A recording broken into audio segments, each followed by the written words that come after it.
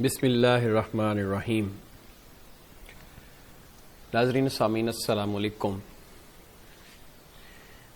آج ہم صرف اپنے آپ پر بات کریں گے کہ ہم کیا ہیں اور ہمارا جو جسم ہے اللہ تعالیٰ نے کیسا ایک شاہکار بنایا ہے کہ انسانی جسم اور علم کا سمندر، اس موضوع پہ ہم بات کریں گے۔ ہزاروں لاکھوں لوگوں نے اپنی زندگیاں اسی کام پہ وقف کر دیں کہ ہم اس بات پہ تحقیق کرنے پر کہ ہم دیکھیں کہ انسان کیا ہے۔ لیکن اللہ تعالیٰ کا بنایا ہوا انسان ایک ایسا شاہکار ہے جو ہمارے لیے علم و معلومات کا ایک ایسا سمندر ہے جس کا کوئی کنارہ ہمیں معلوم نہیں۔ اس کا آغاز ایک خلیے سیل سے ہوتا ہے۔ اس ایک خلیے سے 2 خلیے بنتے ہیں، پھر 4، 8، 16 بن جاتے ہیں اور یہ بڑھتے ہی چلے جاتے ہیں۔ یہ اربوں خربوں بن جاتے ہیں۔ یوں اربوں خربوں خلیات پر مشتمل ایک بچہ 9 ماہ بعد دنیا میں نمودار ہوتا ہے۔ جب یہی بچہ 5.5 فٹ سے 6 فٹ کا ایک مضبوط جوان بن کر ابھرتا ہے، تب اس میں لگ بھگ 10 خرب خلیات پائے جاتے ہیں۔ پھر یہ تعداد بڑھتے بڑھتے 100 خرب ہو گئی اور پھر اس قدر بڑھ گئی کہ انسانی خلیات کو گننا ممکن ہی نہ رہا۔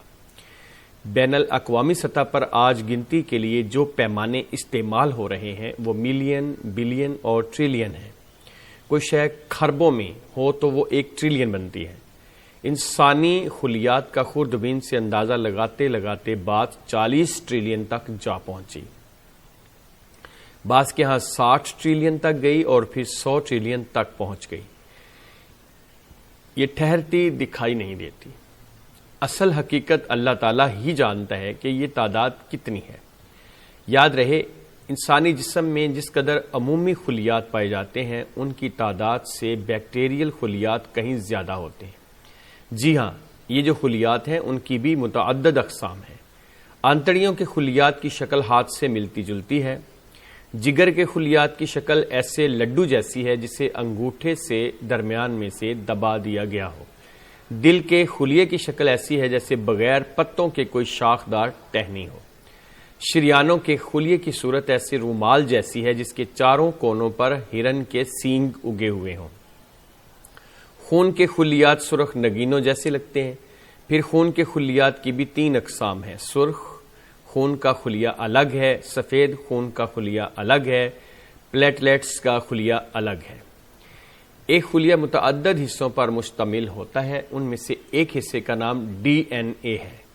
سیل یعنی خلیے سے ڈی این اے کو نکالنے کے لیے سائنسدانوں کو 40 سال لگ گئے۔ اس پر جب مزید ریسرچ کی گئی تب پتا چلا کہ یہ انسانی جسم کے بہت سارے علمی سمندروں میں سے ایک اور سمندر ہے۔ اللہ، ایک ڈی این اے میں 3 بلین یعنی 3 ارب بیس پیئرز ہوتے ہیں، یعنی بنیادی جوڑے 300 کروڑ کی تعداد میں ہوتے ہیں۔ اب سوچئے تمام خلیات میں بنیادی جوڑوں کی تعداد کو کیسے گنتی کیا جائے گا۔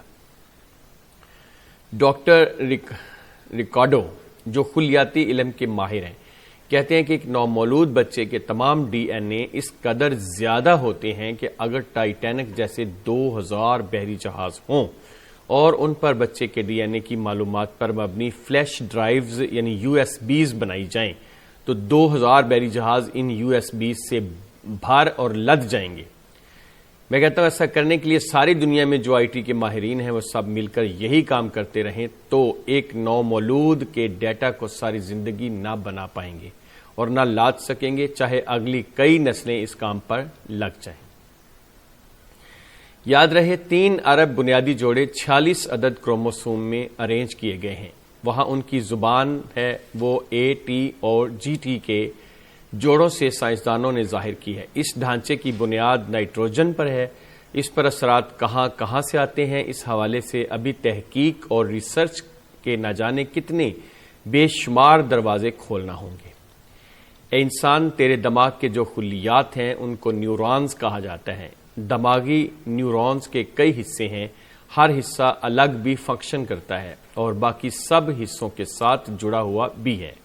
جس قدر جسم کے خلیات کی تعداد ہے اسی قدر دماغ کے نیورونز کی تعداد ہے۔ ہر دو نیورونز کے درمیان اس وقت ایک روشنی پیدا ہوتی ہے جب انسان سوچتا ہے یا دماغ کو کسی بھی طرح سے استعمال میں لاتا ہے۔ اس روشنی کو سینیپس کہا جاتا ہے۔ ان کا اگر شمار ممکن ہو سکے جو کہ فی الوقت تک ناممکن ہے تو شاید روشنی کے یہ بلب آسمان کے چمکتے ستاروں کی تعداد کو پہنچ جائیں، مگر یہ بلب جلتے اور بجھتے رہتے ہیں، ان کی تعداد کو کون شمار کرے گا؟ ایک انسان کے دماغ کے بلبوں کی تعداد کا یہ عالم ہے تو 8 ارب انسانوں کے دماغوں سے نیورونز کے کمکموں کی تعداد کتنی ہوگی؟ یہ اللہ تعالیٰ ہی جانتا ہے جو خالق بھی ہے اور مالک بھی۔ یہ انسان بیچارہ اپنے آپ کو کیا جانے گا؟ اس کا علم اپنے مادی وجود کے بارے میں جس قدر بھی ہے وہ نہ ہونے کے برابر ہے، تو یہ اپنی روح کے بارے میں روحانی علم تک کیسے پہنچ سکتا ہے؟ میڈیکل سائنس کہتی ہے کہ انسان کے جسم میں خربوں خلیات روزانہ مرتے ہیں اور ان کی جگہ پر نئے خلیات بن جاتے ہیں۔ سوال پیدا ہوتا ہے کہ جو خلیات مرتے ہیں ان کا ڈیٹا نئے خلیات میں کیسے منتقل ہوتا ہے؟ یہ اتنا بڑا کام ہے جو ایک انسان میں روزانہ اور مسلسل ہو رہا ہے۔ زندگی اور موت کا کھیل روزانہ ہر انسان کے وجود میں کھیلا جا رہا ہے۔ خربوں خلیات مرتے ہیں اور جسم کے اندر ہی ان کے قبرستان بنتے ہیں۔ جی ہاں، ہم اپنے پیاروں کی قبریں بناتے ہیں، آئے روز قبرستان بھی جاتے ہیں۔ ایک وقت ایسا بھی آتا ہے جب یہ قبرستان ختم اور نابود ہو جاتے ہیں۔ اسی طرح ہمارے اندر کے قبرستان بھی جب حد سے بڑھ جاتے ہیں تو کپنگ کے ذریعے یہ قبرستان ختم ہو جاتے ہیں۔ قدرتی صفائی کے ذریعے بھی یہ ختم ہوتے رہتے ہیں۔ سائنسدانوں نے اندازہ لگایا ہے کہ خلیات اگر 10 ٹریلین کی تعداد میں ہوں اور ان سب کے ڈی این اے کو نکال لیا جائے تو ڈی این اے کے دھاگے کی لمبائی 14 ارب کلومیٹر ہو جائے گی۔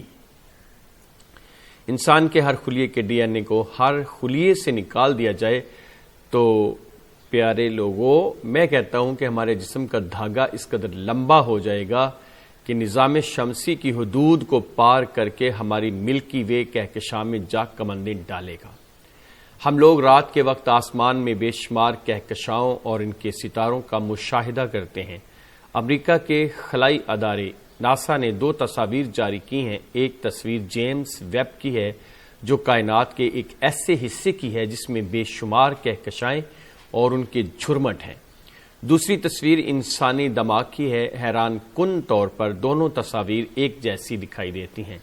لوگوں، پس ثابت ہوا کہ جس خالق نے یہ ساری کائنات بنائی ہے اسی خالق نے انسان کا دماغ بنایا ہے جو کائنات کے اندر کمندیں ڈال رہا ہے۔ جی ہاں، مکڑی کا جالا دیکھا جائے، حضور نبی اکرم صلی اللہ علیہ وآلہ وسلم پر نازل ہونے والے قرآن مجید میں عنکبوت کے نام سے سورت کو دیکھا جائے کہ اس کا مطلب مکڑی ہے۔ اس سورہ مبارکہ میں مکڑی کے جالے کا تذکرہ ہے کہ جن لوگوں نے اللہ کے سوا اوروں کو اپنا کارساز بنا رکھا ہے ان کی مثال مکڑی کی سی ہے، وہ بھی اپنے تئیں ایک گھر بناتی ہے اور کچھ شک نہیں کہ تمام گھروں سے کمزور مکڑی کا گھر جالا ہے۔ کاش یہ لوگ اس بات کو جانتے۔ آیت 41، اس مکڑی کا خالق بھی وہی ہے جو انسانی دماغ اور کائنات کا خالق ہے۔ انسان کا اپنا وجود گواہ ہے کہ اس کے وجود کے اندر جو علمی سمندر بہہ رہے ہیں ان کا کوئی خالق ہے، وہ ایک ہے اور اس کی ہر تخلیق قدم قدم پر گواہی دیتی ہے کہ ہر شاہکار کے پیچھے اسی کی ایک کار فرمائی ہے۔